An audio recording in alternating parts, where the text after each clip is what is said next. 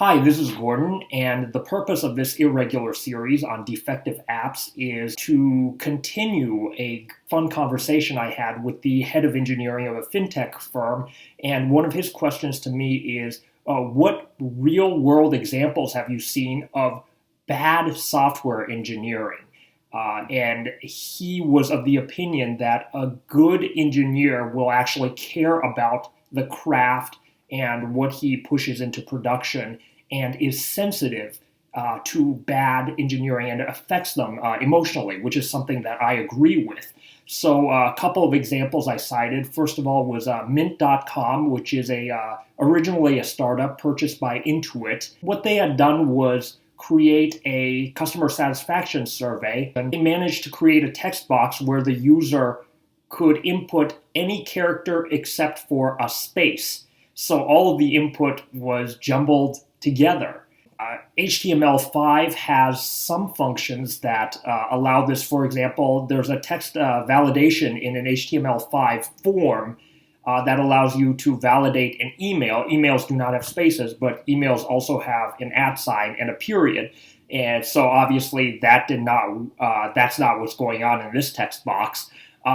So my conclusion is that probably there's a custom jQuery function looking at each character being input and rejecting every space that's being input. Now, how that managed to get pushed into production and why that function is there, I have no idea. But Intuit, interview me, I'll go into your code base and I'll try to figure out who put this there in the first place. The second example is Robinhood. Now, as a tax attorney who represents a number of high net worth individuals and complex businesses, I actually recommend Robinhood instead of your TD Ameritrade or your older legacy brokerage firms for a variety of reasons I won't get in here. But as I'm trying to prepare tax documents for my clients, I noticed the highlighted section. All right, if you want your consolidated Form 1099, then go on our web platform and download our tax documents.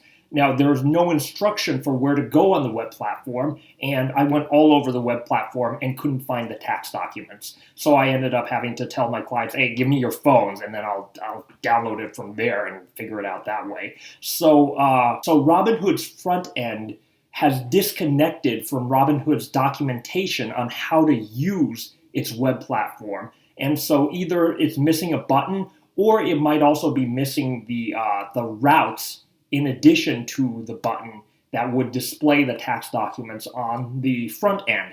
And one thing Robinhood could do to cure this is to hire me. I'll be in their stack and I'll create a tax document download for anyone who has consolidated Form 1099 that's already being generated in the back end. So get in touch. The final thing that ticked me off was Accenture. I applied for a position that ironically was a software engineering position at Accenture, and their applicant tracking software is a very old Talio deployment where you have to click through multiple windows. Nowadays, the more modern version is a Workday deployment where it's a single page application and it gradually adds sections as you input. But Accenture uses very old software. And when I applied, I got this email back saying, thank you for your application. Here's how you can edit or track your application. Follow this link. And so I clicked the link, and lo and behold, it says there are no job submissions that I made. So I don't get this email until after I've made a job submission.